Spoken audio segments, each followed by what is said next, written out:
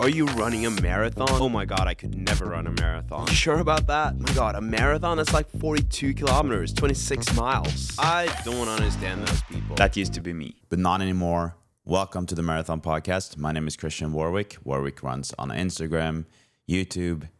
Really happy to have you here. If you are new to the podcast, welcome. If you are a regular listener, welcome back. I'm currently in the Dominican Republic at the time of this podcast coming out. I'm going to be back in Boston, but trying to record this from here. Hopefully it will be out in time. The internet is not super stable here, so I'll probably have to upload it when getting into Boston. This is a very different episode for the podcast. I don't know if where is the right word to use. It's a different one where I'm gathering several runners on the pod, and I'm doing shorter interviews. So some of these guests will, actually all three of them, will probably be back at some point on the Marathon Podcast. But I thought that I would test this concept, and I'm very curious to hear what you're thinking about this, whether you like it or if you appreciate those longer chats more. The whole intention, at least from my side with this, is for you to get to know runners of different levels. And if you don't know them before, you'll get to know them a little bit, but you'll also get to hear their stories and hopefully be motivated or inspired by that. So today we're having three guests on. It's Cathal, we are having Stephanie on, and we are having Wes on. And these three are on different levels of running. They have different stories. Stephanie, she's been running for a very long time. She's done, I think this is the 35th year of marathon running for her, which obviously puts her in a category that most of us will, maybe try to chase for a long time. Maybe we'll never get there. And then we have Wes Wang, who is a runner who is really chasing those fast times. He's a fairly fresh runner. And then we have Cathal, who is also a fresh runner, but he's a very fast runner already. So we have like different levels of runners here. And going forward, when making these kinds of episodes, and especially if you are interested in me doing more of it, I would love to have more variety in the guests. Maybe some of them not even having run a marathon yet. Maybe some of them are, in their 70s or 80s running marathons, or they are running even faster or even slower. We'll see. But I think this is a great test, and it's just kind of me testing this thing. I think that will also be important for me in 2026 to ask you guys, and I would love to hear in the comments down below, or just if you DM me, what do you think of this concept? So before we jump into that, I thought I would just update you a little bit on my own running. The last time I updated you guys, I was struggling a little bit with an eagle behind my knee.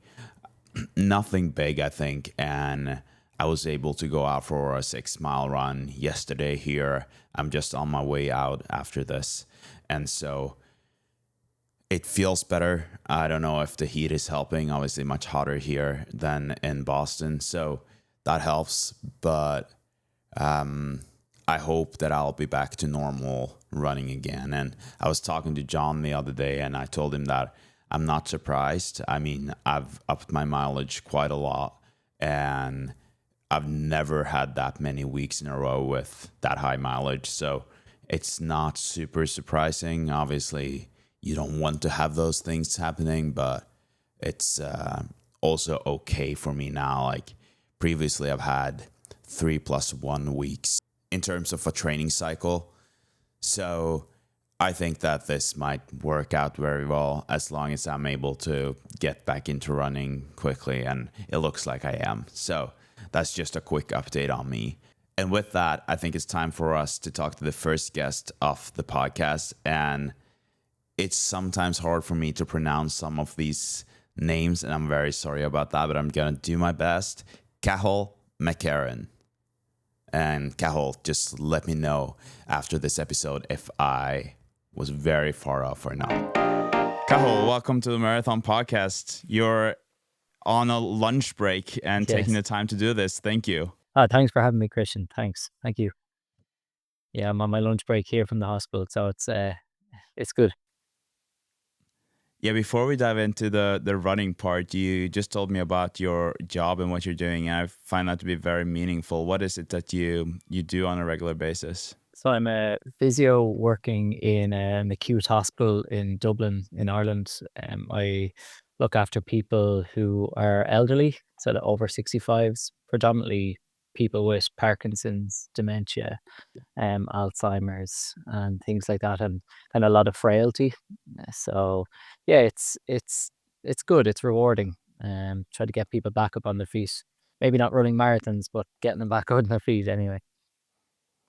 No, it's very meaningful, and I think that that is at least something. And I probably sound super old when I say that, but lately I felt more. I had that feeling of like I want to do something more. Yeah. Like I'm sure when we're younger, it's kind of like, oh, I want to make a living, I want to make money, and then you get to a point where, oh, but what am I actually contributing with? Like I'm making money, but for what kind of? So, Yeah. yeah, I'm sure you're very important to a lot of people, and yeah. So I Yeah. guess like on behalf of them, kind of thank you. No problem. Yeah, no, it's good. I enjoy it. I enjoy it. My whole family are in healthcare, so it was probably the right move to continue along the Yeah, line. yeah. And then you're a marathon runner and a pretty fast one. Yeah, Why well, don't you present yourself, who you are, and a little bit about your running? yeah. So I'm Cathal McCarran. I'm from Ireland, Kildare. It's just a county outside of Dublin City that most people will know.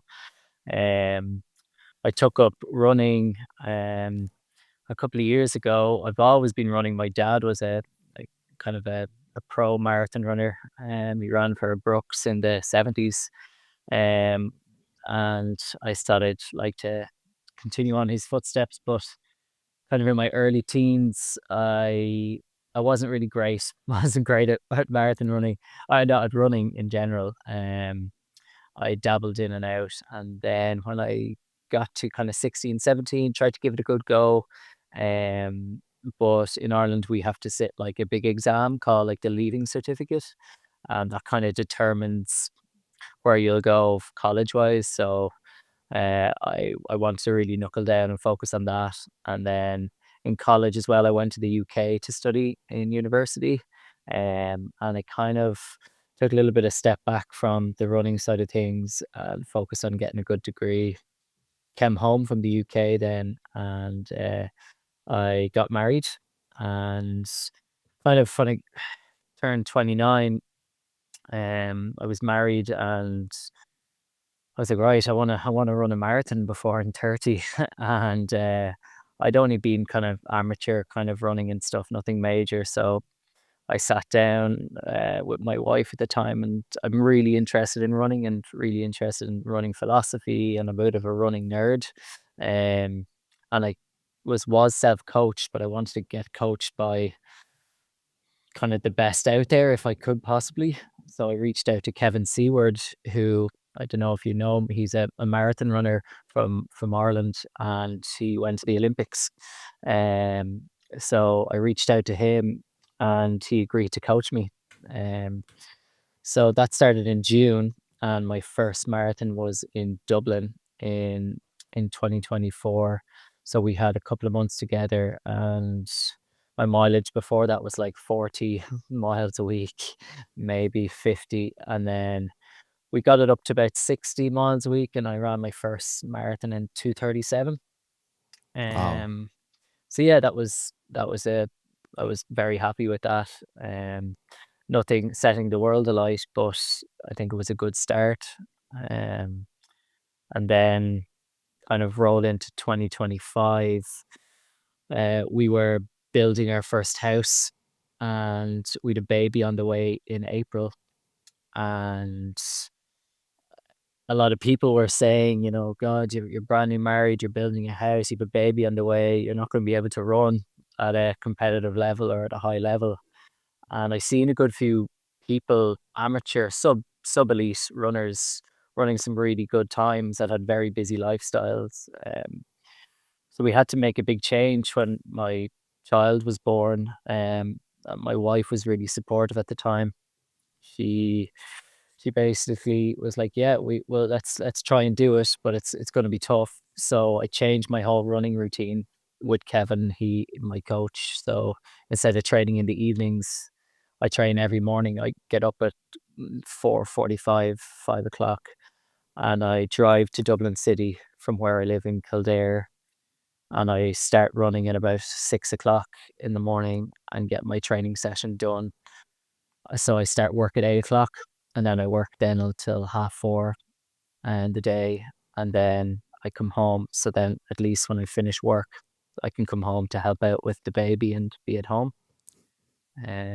So just, and I suppose I try to have one day off a week, which is like a Saturday that I kind of safeguard for my family day, because otherwise, you gotta try and prioritize, like, family's number one and probably running's number two.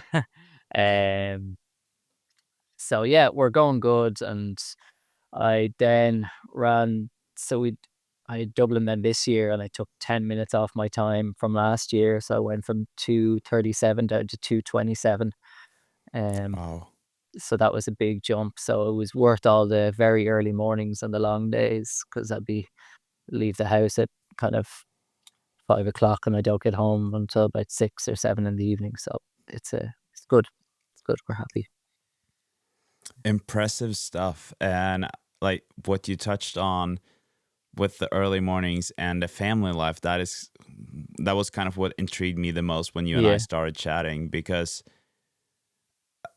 it's crazy to say, but like a 2:27 marathon, you see kind of a lot of runners doing that. It's a very, very impressive time, but it's like today, like 3 years ago, people would be like, "Oh, that's very rare," but now I feel like it's Yeah. like getting more and more common. Yeah. But there's a big difference, because I think that the most of the people being able to run a sub 2:30, they either have kids who grown up, so they don't have to kind of deal with the children in the same way, Yeah. and they might have less work time. Like for you, I think you wrote to me that you had, was it 40-hour Yeah. work So weeks and a kid? And yeah. how are you able to balance that? You touched on it, but it just seems to me almost impossible.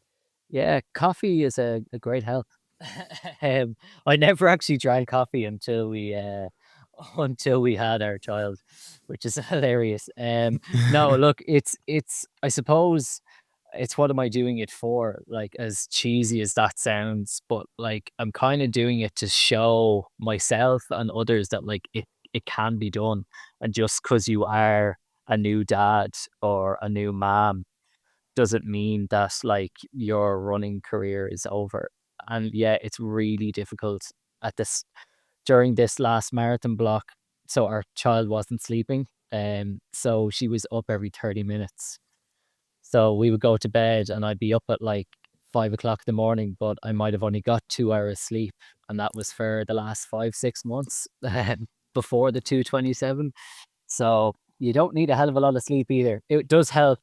Um, but surprised what your body can do. So yeah, working the kind of the full time, getting little to no sleep, and training as much as I can is difficult, but bodies adapt, and it's mental.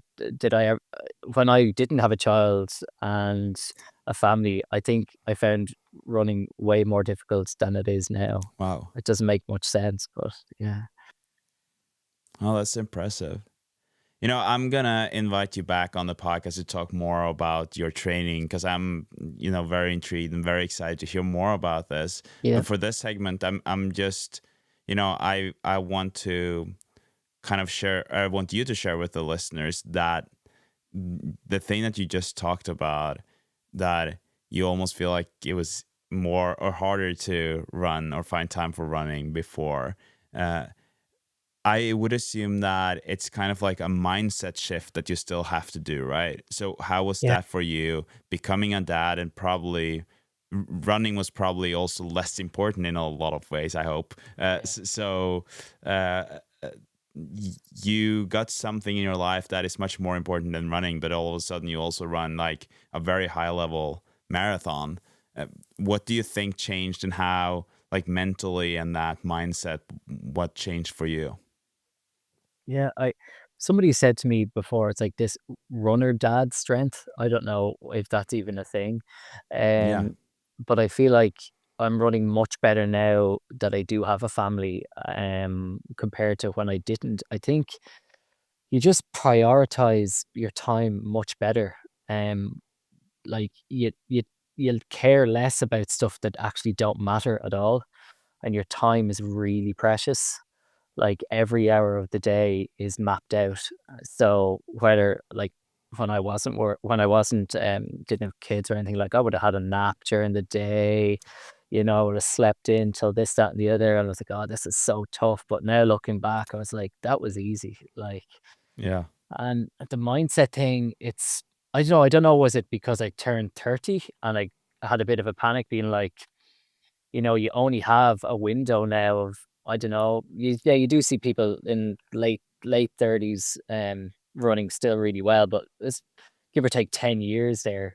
Like, right, you only have 10 years of, if you do want to be a good runner, you only have 10 years to do it. So um that kind of came into mind.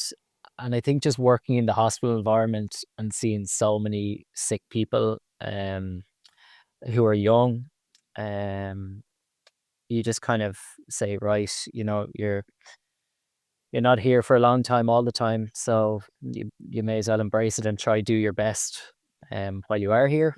And I suppose I just wanted to show other people as well that it can be done, because I've seen other people doing it. So yeah, that's I don't know if that helps. Yeah. Yeah. No, it's very, very impressive. And I think that, at least for me, I don't have any kids yet. And some of the things that you're talking about here, those would also have been the things that I would almost be, you know, the reason for me to not have kids is that Yeah. I could potentially, or honestly, like I do think that, oh, I have this podcast, it takes a lot of time. I have my Yeah.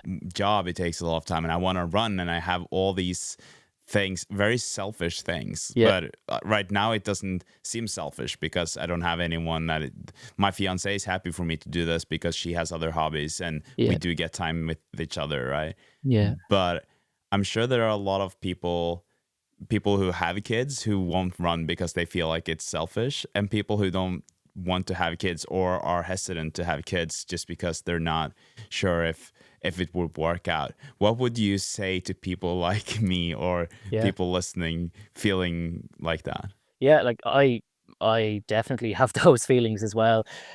When my child is just born, she's only 8 months now, but I suppose I had that thing. It's like, oh God, I feel guilty if I'm not with them, or this, that, and the other. But I just restructured everything. It was like, right, how can I train at a high level without having an impact on my family and spending time with my kids? So you just have to rejig your time schedule. It's like, right, if you want to do this, if you want to run, you're going to have to get up earlier in the morning. And while your wife is asleep and your kids asleep, get up, get the run done, get the work done, get after it. And then you're home straight after work.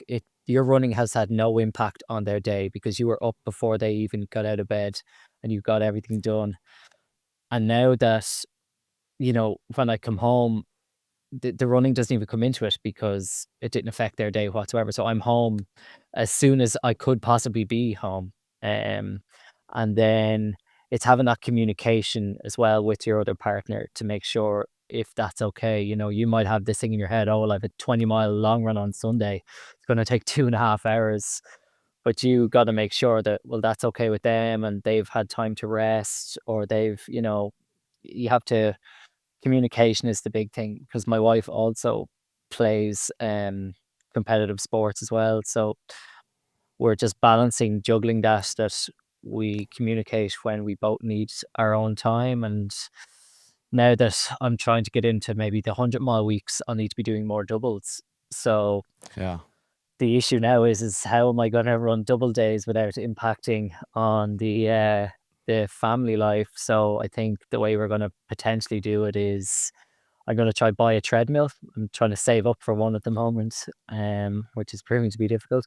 And when my wife has gone training in the evening times and I put my child to bed, then I'll train while they're asleep, and I'll have the baby monitor on the treadmill. And I think that's the only way we're going to be able to do it. So Sounds yeah, smart. Sounds smart. yeah, Yeah. yeah. So I think it can be done, but you just have to. I don't like saying sacrifice, because it's not a sacrifice. Like, No. it's, you're lucky to be able to go out and run. Like, that's not a Yeah. sacrifice. But you just have to prioritize things and get out of your comfort zone a bit, and then it'll just become routine, and it'll just be like getting up in the morning. It's the same thing every day. Yeah, Yeah, and I had the race director of the Boston Marathon on, and he was actually saying that, you know, a lot of people say that, oh, you are so selfish for going out for that run. What about your kids? What about your family? And then he was like, well, I'm a better dad because I'm getting out there. Like yeah. that helps me be a better dad. And I think there's definitely something to that as well. Yeah, there is. Like, my dad, he was a really good runner at his time. He did a 62-minute half marathon and things like Wow. that, and he did really good marathon times as well. And that's kind of the reason I run, is because I know, well, there must be something there. If he was a good runner, potentially I have something there.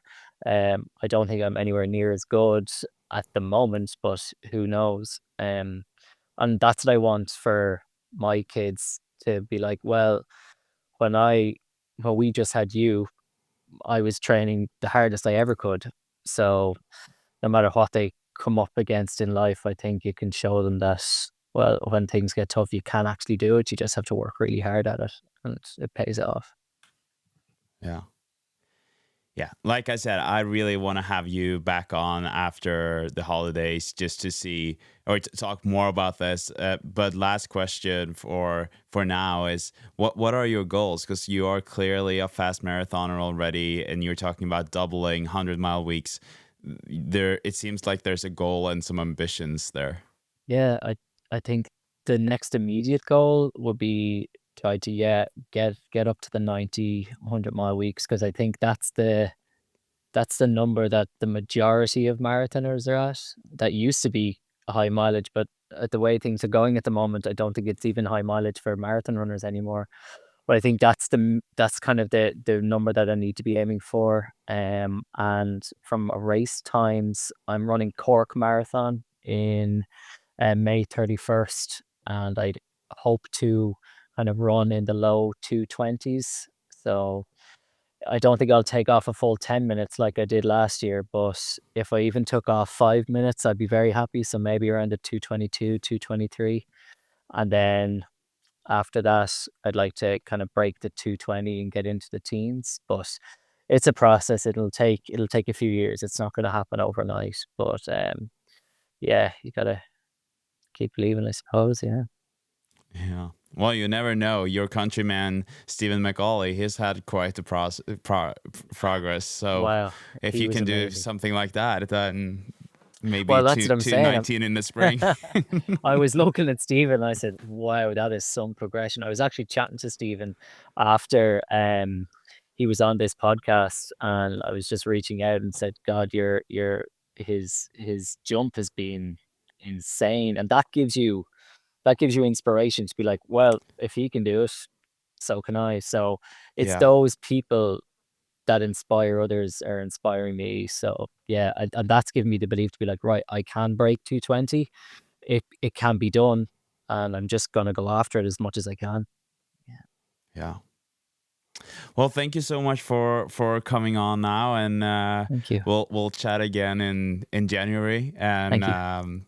I'm really excited to hear more. But good luck with your training and happy holidays. Happy holidays. Thank you, Christian.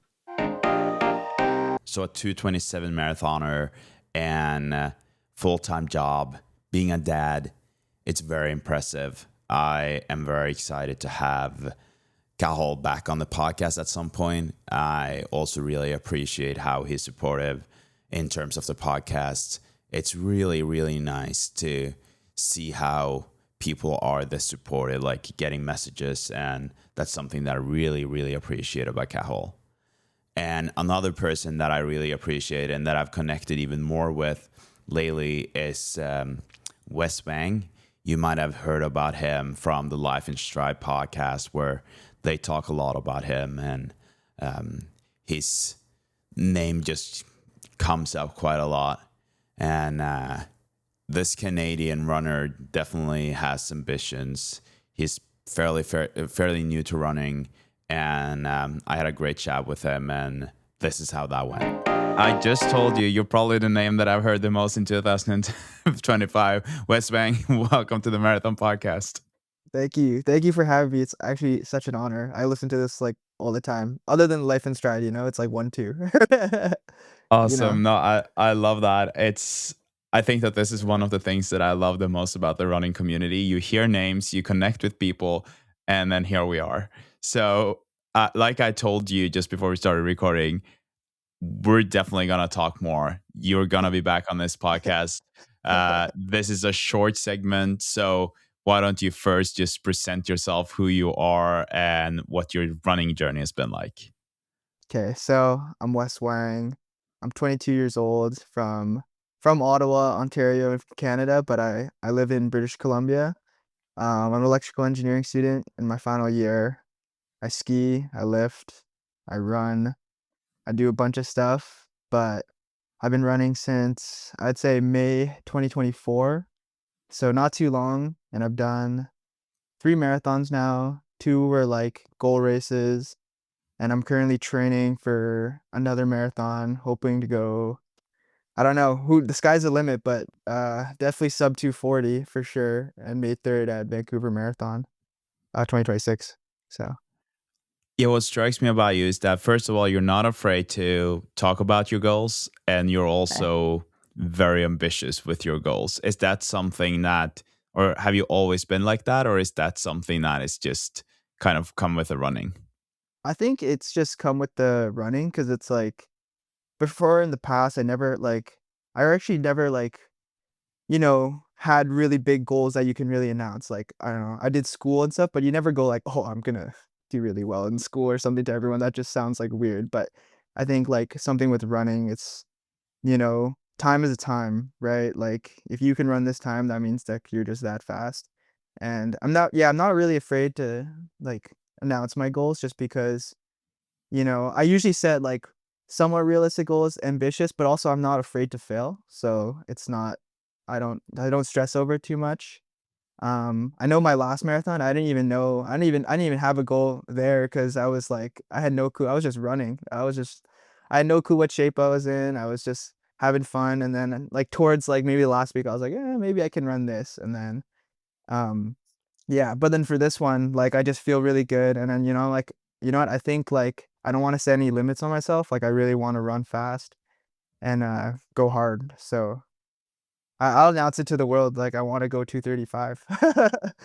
I love that. I love that. Yeah. I think it's good. And I also, I had Jimmy Whelan on, and we were talking about this, and both of us were saying that by having a goal like that, it's more likely that you'll also run much faster. So even if you're not running 235, if that's your goal, Yeah. there is a big chance that you at least will do a sub 240. So it's kind of Yeah. like, I think that those goals will also make you faster long term, Yeah. anyways. Exactly, like, I'm not delusional, like, obviously, I wanna reach for it, but, like, if I'm, like, 8 weeks out, a month out, and it's like, obviously, I'm not there, like, I'm not there. I'm not gonna that's, like, my biggest fear because I've ran 3 marathons, but 2 of them I was racing, and my biggest fear was I was, like, gonna blow up, and luckily I didn't blow up in both of them, but that's, like, actually my nightmare, like, going out and then feeling good and then just completely exploding at the end, so I try to, like, one on the day of the race, I try to, like, maybe I hold myself back a little, but I try to set something where I know I can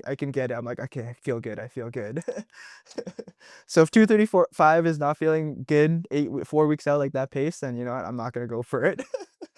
No, that makes sense. So you're ambitious but still wise. Yeah, I mean, hopefully. I mean, at the same time, like I try to put like it's a fine line, right? Like I don't want to hold myself back, but also like I'm not one of those people who can like, oh, I'm gonna go sub two. Like I don't know. They set a goal, especially sub three. I feel like that's like such a like harsh cutoff. It's like people are probably 301 shape or like 302 shape, but then they go for sub three and then they blow up. You know, like I don't want to be that guy. No, exactly. But I feel like, especially for this episode and for this format that we're talking about here, like I want to make this more relatable to more runners. And now we're Right. talking to 35, and a lot of people are like, "Oh, wow, that's fast. Like I can't relate to this guy." But Mhm. obviously, you're not there right now, and you haven't Oh, already definitely not. always been there. So if we go back to last year or 2024, when you kind of started your running Mhm. journey and the marathons, what made you run the marathons, and how did it go with your first one? And where are you at right now? Yeah, so when I first started, I was like my sister was running already, so she was like, you know, doing it. I was like, "Ah, I'm probably not gonna run. Like that's kind of not doesn't seem too fun." But then May 2024, a bunch of my friends had ran the Vancouver Marathon, and I was like, "Dang, that's like pretty sick. Like I'm gonna, you know, start running." I started that kind of coincided with my internship, so I was like working. So I was like, you know, I have so much free time. I'm just gonna run before work, get it going. And then I trained over that summer, just getting like just running, like not even worrying about anything, just like getting myself out there. Um, I didn't end up doing my first marathon till a year later because I was like, you know what? I told everyone I was like, you know what? I'm gonna do Vancouver Marathon 1 year from now. Like I'll do the May 2025. I'll get it done. So I think in between I did like a half marathon in the fall, and then I was just kind of training over the winter. I got hurt a bit, and then I really put in, like, a good block for my first marathon, the full year later, and I was going for sub 3, and I got, like, just under, like, 2:59, I think 29. Um, so that was good, and then over that whole summer leading into my second marathon, which was September of 2025, I was just biking, hiking. I mean, I was training, but I don't know if I would say it was marathon training. I was training for something, you know, I was doing everything with running. And then, um, yeah, I just like I didn't even have any like I said, I had no time goal. I was just kept running. I remember one specific workout. I actually wasn't doing the full marathon at the Kelowna Marathon. I was actually just doing the half, but I hit a tempo workout and I was like super scared because like I was doing a lot of travel and like I was like, "Oh, I don't even wanna look at my watch, like, this is gonna be hard if I look at my watch, like, this pace that Chris set for me, like, I don't think I could do it." And then I just ran off field, and then I look at my watch in, like, the last, like, kilometer or so, and I'm like, "Wow," I'm, like, going, like I've never ran this fast. I set, like, a 10K PB and a 5K PB in a tempo run, so I was like, "You know Wow. what?" I'm like, "Oh, I feel so good," like, I called him, and I was like, "Yo, I'm gonna switch into the full marathon, like, this one is, like, a good course, like, I think I can do it, like, it'll be good." But still, like, no time goal, and then the whole time leading in, like, I did a big workout. I was doing, like, marathon pace workouts, and I was like, "Yo, this like, I feel so good, this is good." And then the day of, I just ran, like, 5 seconds a K faster than what I was working out at, so I just, like, completely blew it out the water, but, yeah, so I guess, I don't know, I went from 1-0 to sub 3 in a year, and then I took 17 minutes off in 5 months, hit 2:42 in September, but I don't know, that's the thing, I never, like even for sub 3, like, I wanted it, but, like, leading into it, I was, like, hurt and stuff, I just trained, like, I just loved the process, like, my first half marathon, which was, like, the fall of 2024, I think I ran 1:25:51. For me, I was, like, ecstatic, I was like, "Dang, like, I've improved so much." Like, I went from nowhere I was like I didn't even expect anything, I was just running and training, loving the process, and, like, I got relatively quick, like, fast, but, you know, I was just, like I was like, "Oh, I just want more," and, like, I don't even care about the time, I just wanna train. Awesome. I love that, and I want to ask you more about that kind of love for training. But what you also mentioned, you mentioned kind of a couple of times here. First, you mentioned Life in Stride, and then you mentioned Chris. And obviously, you have that connection. You're trained by Chris Striegel, is that right? Yes. Yeah. Yeah. Yeah. Uh, He trained me. yeah. And first of all, like I genuinely believe that these podcasts, we should support each other. And I think that, like, for me at least, they've been such an inspiration for me in terms of this podcast, starting it Hmm. and hearing about their coaching. And honestly, I've been a bit surprised by how good results they have with the runners, because that is kind of hard sometimes to have that big of a group of runners and you have these results and you're one of those runners. So will you say something about how it has been working with Chris? It's clear that it's been working for you. Yeah, I think yeah, maybe that's the thing. Like I never experienced any other run coach before or like that type of community. So I just assume everyone just gets PBs once you start getting coached, right? Like everyone seems to like crush something every couple months. Like, cause I started getting coached by them in the fall of 2024. So I was like running over the summer by myself, but then I was like, I should like they announced their coaching, so I was like, yo, this is gonna be sick. So I've known actually quite a few people on the team, I guess, for like over a year now. And I think the community aspect of it, like, it just seems like it pushes everyone. Um, and like I completely I'm thinking like I'm rambling right now. I forgot like I kinda on a No, tangent. you're good. No, you're good. I love hearing this. I think that what you're touching on here is also a very important part of it. That being coached by someone is like one thing. You have the training plan and you have Mhm, the weekly updates that you probably have with each other, but you mhm, also have the community aspect of it. And I think that, the reason I know you is that they're name mhm. dropping you. They are talking about you. They're talking to you, but they're also doing that with a lot of their other athletes. Yeah, And I think that might be a part of their success as well, because it's kind of what, like, obviously as a podcast, but also as coaches, they're able to create this maybe love for training that you're talking about.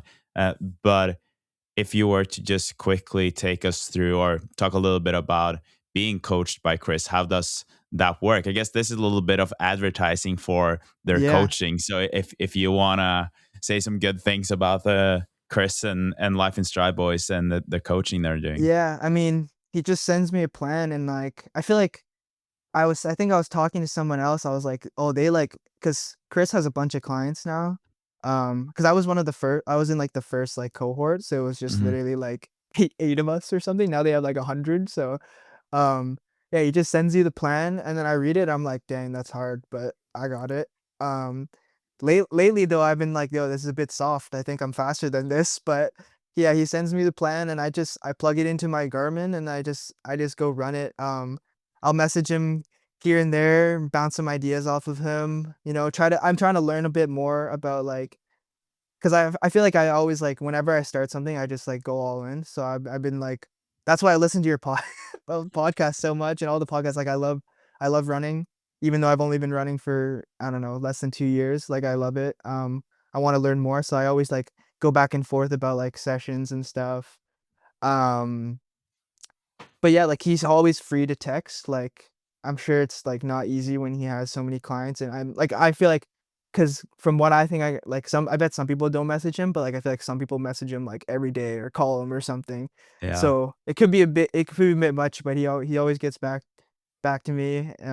He's super flexible with everything, he makes good sessions, um, and, like, I feel like, yeah, it's been working, like, every time I, like, follow it, like, I feel like I just get so much fitter and, like, every block, like, I feel like right now I'm, like, way fitter than pre-Kelowna, and that was, what, like, 3 months ago, and, like, I haven't even Hmm. started the prep really for my next marathon, so he's just, like I feel like it's also you just, like, respect the guy too. I feel like coaching is Yeah. honestly with running too, it's honestly I guess in the end, it's pretty easy. You just go run, hit a couple workouts to get your heart rate up, but in Yeah. the end, it's like you just need to get the miles on your feet. Um, but with having, like, a coach or just having the community like that, it just, like, when you're bought into the process, I guess, you're Yeah. way more like, I never miss sessions, I guess, unless I, like, really have to. But, like, when you're bought into the process, like, I think your mind or what is it? Body follows the mind. Like Hmm. people are like, oh, I'm getting coached by Streak, like it's game over, like I'm gonna do Yeah, well, yeah, right? yeah. So I think it's a double whammy. It's like you really believe in him, and then he believes in you too, like, so it just it takes you, like, I mean, I have no clue what my limit is right now. Like, to be honest, I would have been happy if I was gonna get if I was gunning for sub 3 in 2 years, like, the fact that Yeah, I've right. already Yeah, gone past that, like, I can't, what I mean, everything is just extra right now. So yeah. that's why I also, like, try to go for a big goal, because, like, who cares? Like, I've already surpassed whatever I thought I could, so, like, why not go for more, right? I support that 100%. I think that that is also how you will have more progress than most people, right? Like, I think that if you were less ambitious, kind of like back to what you said about when you're coached by someone, you might be more committed because you feel Mhm. a bigger commitment. And I think that's the same with the goals. And then you will work harder or smarter. You will do the things that you know that it takes to actually reach those goals. And so I love, again, what you're saying about your goals, and I don't see why you should try to find those limits. That I don't believe in in ceilings or anything like that. I think you should just go for it. Yeah, exactly, right? Like, and the thing is, I don't think about, like, I'm sure, like, now I can make because I'm trying to help some of my friends with, like, running and stuff. Because, like, I mean, I absorb, like, I absorb so much running content every day. I'm up on the reading all that stuff, but it's like like, just having your mind turned off, and, like, someone just gives you something to do, you just follow it, and you're like, okay, like, this would take me to the promised land. Yeah, Like, I think the worst thing is people are such overthinkers, probably. Like I was saying, like, training is pretty simple. You just do it. You just go, yeah, like, if someone told you just to go run every day and hit, like, some sprints, you'd probably get faster if you just did it for, like, exactly. of 14, like, months or, like, a year, but, yeah. No, honestly, I think you're right. I totally agree with you. Last question that I have for you in this segment Mhm. is you said that you just love training, and that obviously means that you love running. Why is it that, or what about running is it that you love? Kind of like, what is your purpose with running, I guess? I think I love running just because you can it's like it's literally you versus you, like, it's I mean, there's a bunch of solo sports, but it's so simple, like, you just move your feet, you're just running, and you can set big goals and push yourself every day. Like, my life, I feel like, is honestly, like, I have my other responsibilities and stuff, but, like, when I'm running, like, that's all I'm thinking about, and then I think about, "Okay, this is the next session I gotta hit. This is the next long run I gotta hit." Once I'm working towards a big goal, I feel like it sets the standard, 'cause I go all in, like, I'm like, "I wanna do everything perfectly for this run," but then this also sets the standard for the rest of my life too. Like, I fit my runs in before school when I study, or before this, I have to get all this stuff done. It gives me a lot of structure, it gives me a lot of peace. Um, Also, it feels good to get fit. It Yeah, feels good. It feels good to, like, run hard, and the thing is, no matter how fit you get, it doesn't even matter, because the pain is still there. Like, I'm suffering just as hard, if not harder. I'm probably suffering harder than when I first started, because I push myself way harder now, because I hmm, wanna, like, push my limits, and, like, no matter if my threshold pace goes down to friggin' 3 flat, like, it's gonna hurt just as bad when it was 4 flat. Like, I remember hitting workouts and I was like, "Dang, like, 4 flat, like, this is the hardest thing I've ever done in my life." Now I'm like, I look at a session and I'm like, I don't even care about the pace. I'm just like, it's about feeling? Like, yeah. running gives you a feeling that, like, you just can't really recreate in a lot of other, like, avenues, I guess. Like, I lift a lot, and, like, it's just not the same. Like, No. going into the well after a run it's like like, I think everyone needs to feel that pain in life, and then when you feel that, it's like, life's easy. I love that. I think that's a great way to end this part Yeah. of it. You will obviously be on the podcast in 2026. I'm Yeah. excited to hear how that marathon goes. Is it Vancouver Marathon that you're doing? Vancouver Marathon, yeah, May Yeah, 3rd. yeah. So, yeah, I think we're, like, 18 weeks and, like, 6 days or something now. I'm not counting, but I'm Nice. counting. You're not counting. You're not Yeah. counting.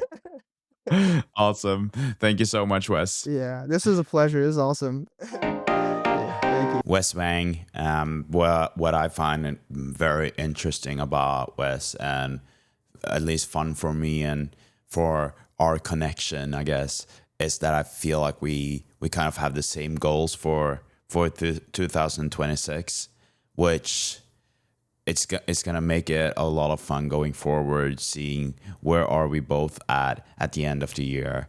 Um, Wes is definitely a runner I want to have back on. He's a very entertaining dude. I really appreciated our chat. I have appreciated the chats that we've had previously. So yeah, very excited to share this little teaser of Wes Wang, and I'm sure he's gonna be a big name in the running community going forward. So thanks, Wes, for joining the Marathon Podcast for this one. The next guest is Stephanie Dyer, and this is a very interesting chat, and I realized that I need to have her back on for the Boston series, especially because she's done so many of the Boston marathons. That's where she started her running career, and she's done a 3:18, I think, in Boston in 2025. So she's also representing someone who's not a super young runner. She's in her 50s, and she is still running faster, which I think is really cool. And I love talking to Stephanie about her running, the way she's approaching running, but also how things kind of changed throughout the years. And yeah, just a good chat. And I think that this is something that a lot of people will appreciate hearing. Stephanie, welcome to the Marathon Podcast in this little special episode. How are you? I'm wonderful. How are you? Happy New Year. Happy New Year. I'm good. I'm happy to have you here. And I was reading again today the first message that you sent me on Instagram, and but like all the things that you've done as a runner. You've done so many marathons for so many years and so many Bostons. Why don't you tell us a little bit about how you got into running and what your running journey has been like? Yes, it's been a long one. I'm celebrating 35 years of running marathons this year, in Boston. I'll be there in the 2026 running.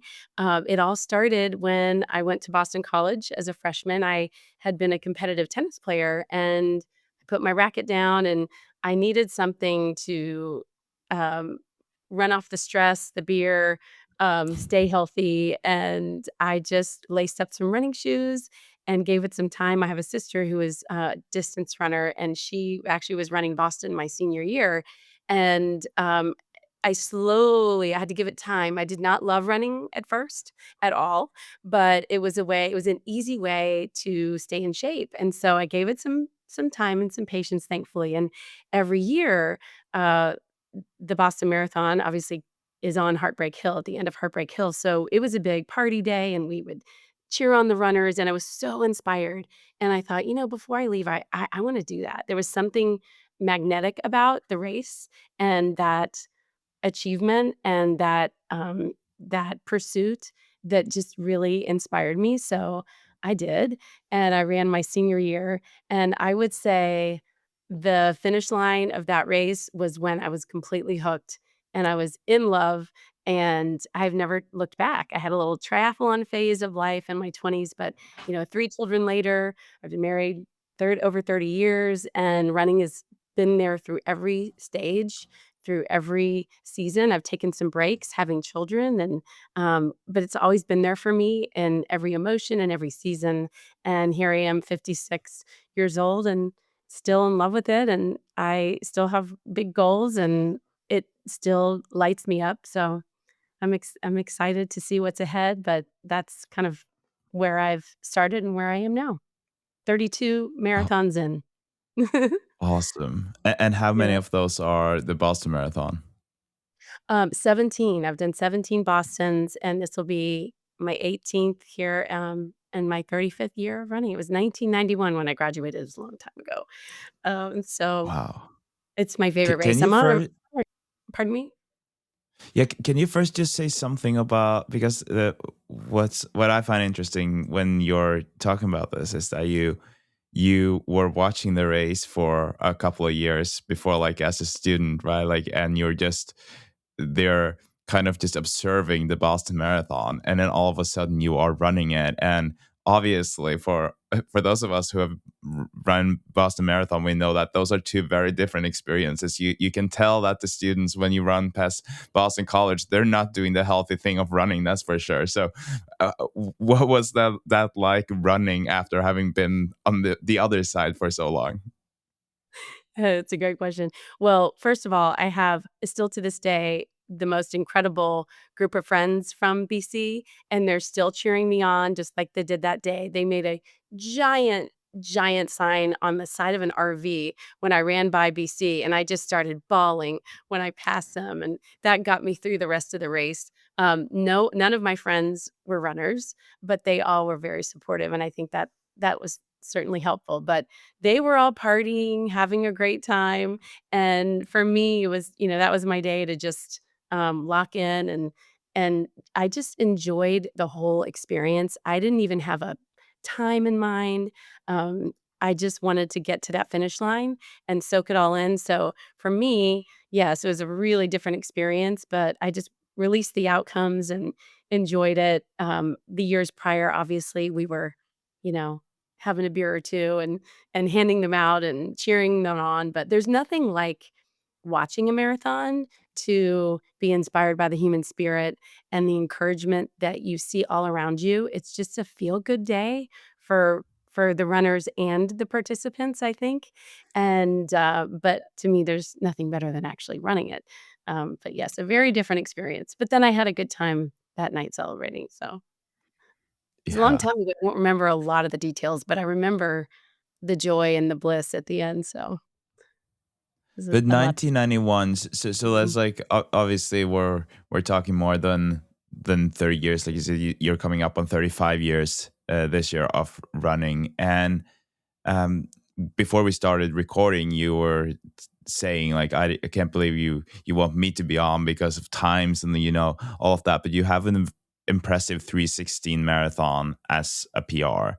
And Mhm. how has that been, if you look from 1991 and up until today, in terms of your focus? Because I'm sure that there are some years where, like you said, you had kids and you might not have been able to focus as much on performance. Maybe running was more like, this is a fun thing that's just a constant in my life. And then I'm sure there have been years where that PR has been more of the focus. Like running a 316 marathon, you have to do quite a lot of running and be pretty dedicated. So what has that been like for you throughout the years? Yes, it's my running has changed tremendously because, seasons change in life. So yeah, so when I took some breaks, I ran New York in 1992, and then took a few years off and ran a variety of other races. Most of the races I've run are majors, believe it or not, looking back, which I do love the electricity of the majors. I have one more to go to get my 7th star. But for Boston, um, well, let's just say here. So I took some breaks having children. I was running for many years just to get through motherhood, and I'm pushing the double baby jogger for a number of years, and my husband was traveling a lot. It was more of just therapy, um, exercise, feeling good, getting my body back in shape, being a mom, juggling a lot, and that was great too. And if you had told me even in my 20s and 30s that I would still be running and still chasing a PR, I wouldn't have believed you. I would have had a good giggle, actually. And I kept pursuing and I kept going back to it after my 3rd child at 38. I thought, "Okay, I really wanna go back to Boston. It's just my favorite." It's, there's just so much heart there, and it's a pursuit, right, to qualify and achieve that goal. So I did, a and then I found myself in my 40s getting slower, and I thought to myself, "Well, if you really listen to what most people say, that's just part of normal life, and hormones are changing, and life gets harder, and you're raising teenagers, and you're not getting as much sleep, and this is just the normal way. But I thought, well, what if I could just see what my potential is? And I hired a coach, and I tweaked some things. I dialed in my nutrition. I was more intentional about my mindset. I added speed work in. Was just I got a little more serious about my running, took myself lightly still, but I changed my training, and then I got faster. And the next thing you know, I'm in Berlin and I PR'd with a 3:16 at age 53 when my circumstances would have never um, allowed that. Had never been more exhausted. My dad was in grave health. He had just gotten out of the hospital.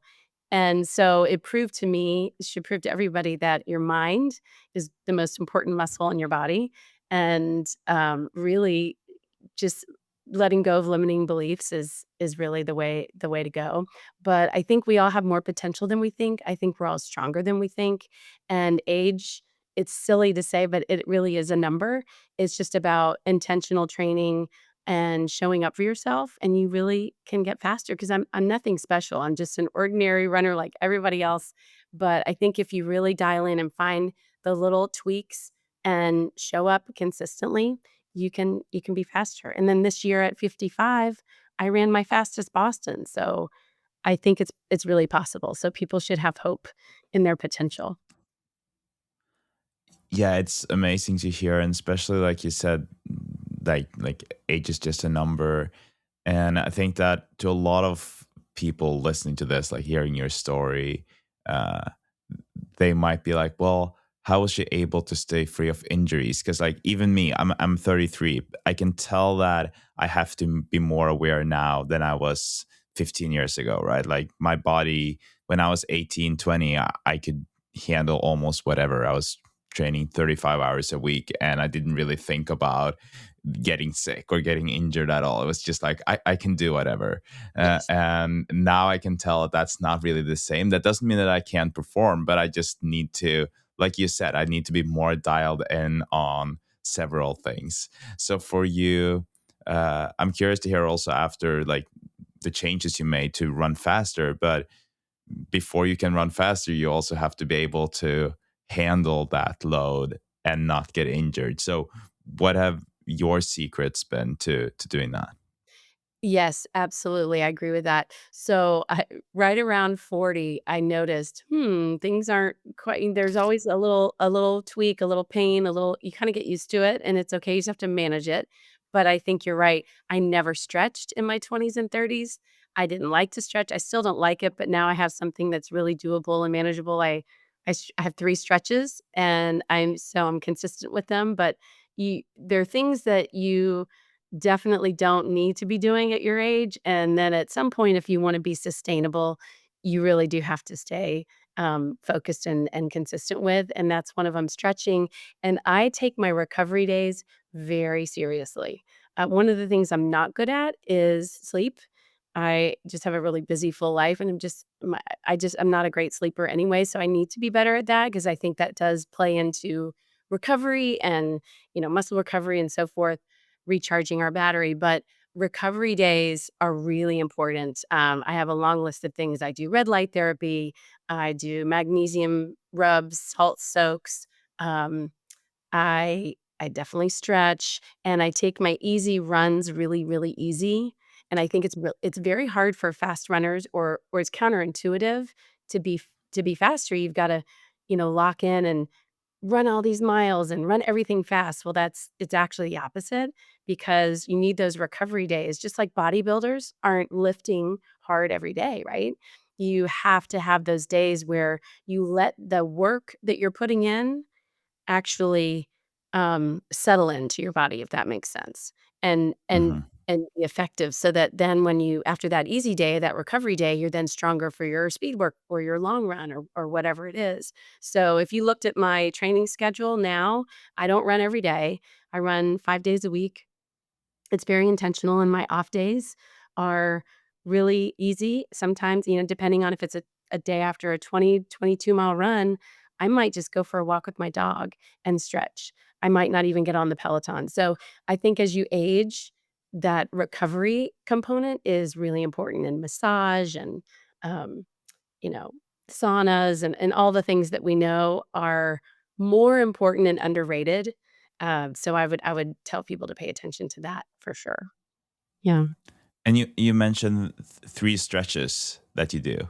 What are those three stretches? Is it easy to explain for those of us who are like, oh yeah, I could need some stretches, and three doesn't sound too intimidating. No, I needed something so simple. 1, 2, 3. I mean, you can do it, it takes minutes. I do so at the end of a run, I just do a hand, I should it's hard to explain, but, just a quad stretch, you lift your back leg up for a Hmm. minute each. I do a calf stretch against a fence or a wall, with a straight leg and a bent leg, so it really takes care of that Achilles, um, and that stretches that calf out, which affects our feet, and plantar fasciitis is, very often stemming from a tight calf, and I think that's Hmm. a very common injury. And then, I do a lunge stretch, a psoas stretch, where you're kind of in a runner's lunge position with one arm raised, and that stretches out the psoas and opens up the hips, and that's it. One on each Nice. side, and that kinda and there are more stretches that are important and effective, but I don't like to spend much time on stretching, so those are the 3 that are non-negotiables. I have certain non-negotiables, and I will stretch more at times, but that's all I do. And But I I I think can that's also the secret, right? Like to yeah, find those things that you can do more frequently, and they don't feel like it's just like kind of the same with strength training. Sometimes it doesn't need to be that big workout or big training session. It can just be these small or short exercises that you do every now and then that just amount to a lot throughout the week or throughout the month or the year. I And totally rather agree. than, yeah. And on strength training, I believe that has helped me stay injury free as well. Uh, and that doesn't have to be complicated either or long. So even 1 day a week can be effective. Don't I feel like some people think, "Oh, I can't add one more thing into my training regime," but you don't have to be lifting for an hour 5 days a week, 3 days a week. Even 1 day a week for 30 minutes is a deposit in the bank. Ideally 2, 3 is amazing, but even if you can do 1, it really is effective. It's not like going to yoga where I'm told you really need to have 3 yoga practices a week if you're going to do yoga. Strength training is very effective even if you can do 1 day a week. So that's Yeah. non-negotiable for me too, but I think 2 days a week is a great injury prevention measure, and like you said, you don't have to it can be sustainable 25, 30 minutes, and you're you're on a good track. So, Exactly. And then yeah. you mentioned that you made these changes, and that also like gave you the PRs and the Boston PR that you set last year.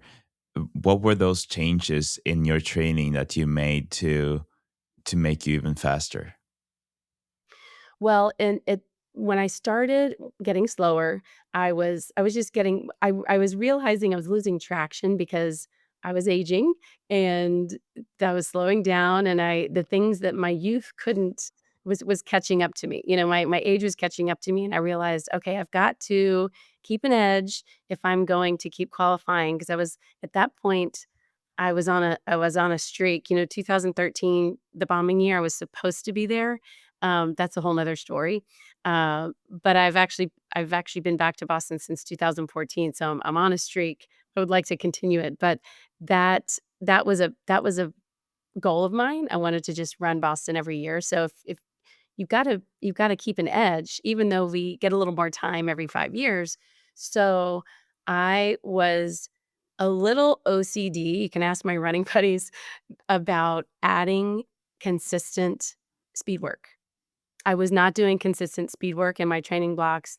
I just didn't feel like it was that important. I kind of got away with it. I wonder what I left on the table all those years not having done a lot of speed work. So that was something that is still in my weekly schedule, and I've learned to embrace it and enjoy it because I've seen how effective it is. It's almost like your body kicks in and remembers towards the end of a marathon. It's like I've felt it where it almost those YASOs or those 800 repeats kinda kick in at the mile 23, 24, and it says, "Okay, I know what to do. I'm locked in," and it just almost takes over. It's really kinda cool how I've seen that one change. If you're gonna make one change, I would say consistent speed work. And then the Mhm. next day, take it super easy and pull back.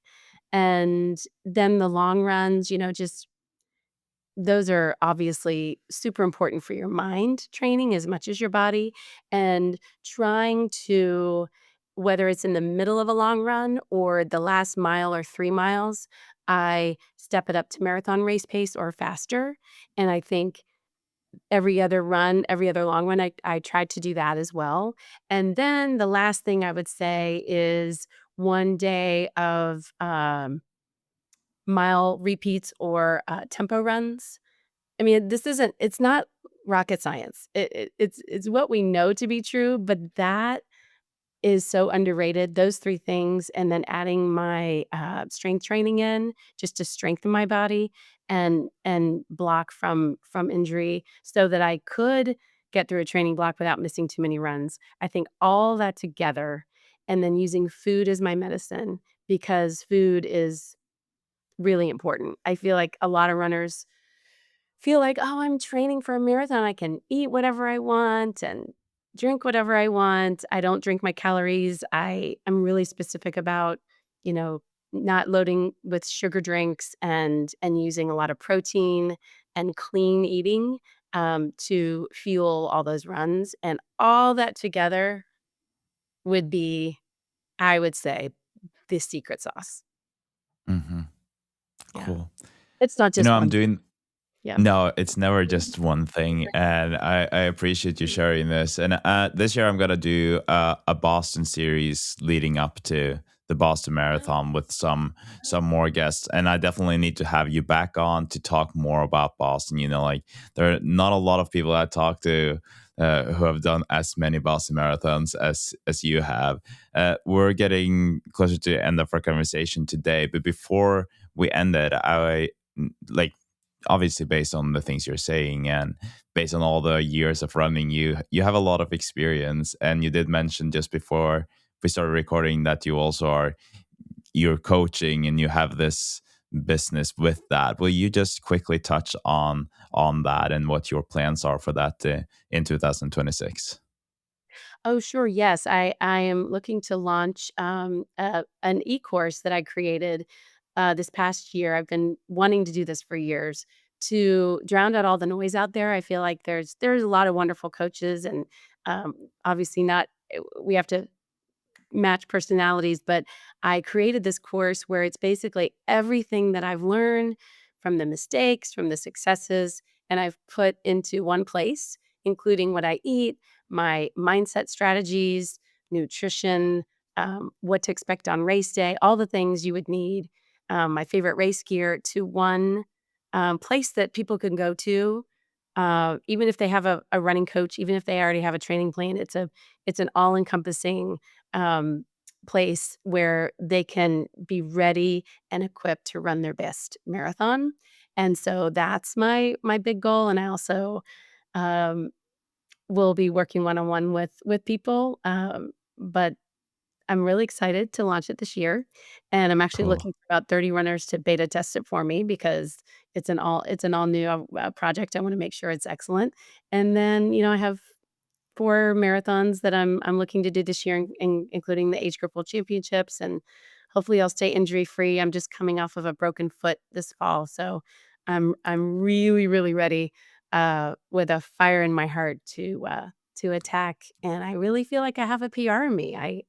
I don't know, call me crazy, but I think I do, and I have big goals for the future. I wanna run 70 marathons by the time I'm 70, so I've got a lot Wow. ahead, and we'll see if I get there. If I don't, I'll have a lot of fun along the way and hopefully a lot of races ahead too. an age is just a number. So I'm sure you'll be able to do that. And like I said, I would love to have you back on to talk more about Boston Marathon specifically and, the course, the training leading up to that. But I just want to thank you for your time today, and I'll talk to you later. But appreciate you being here. Thank you so much for having me. It was a great conversation. And anytime you want to talk about Boston, it's my favorite race. So I would love it. I have a lot of experiences, Awesome. a lot of weather, a lot of experiences out there. Many, many stories. That was guest number 3, Stephanie. I personally think that doing this kind of episode is kind of cool. It just brings more variety. And I think that, especially to the daily runner, this might serve as even more of a motivation, inspiration, just because you get to hear more from more runners. I'm, again, so curious to hear what you think. And we're obviously not leaving the original normal concept on the Marathon podcast of having guests on, but just trying something new here. And I kind of wanted to make this episode for this kind of concept, and I'm planning on doing at least one more of these. So thank you again for tuning in to the Marathon Podcast. Really, really appreciate you being here. Remember that you can get 20% off Strava by using the code Christian. See or look at the show notes to get more information.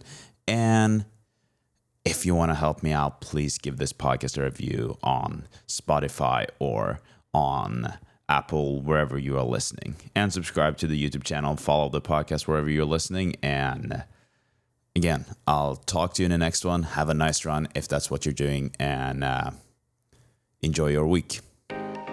You listen to the Marathon Podcast, brought to you by Wild Studio.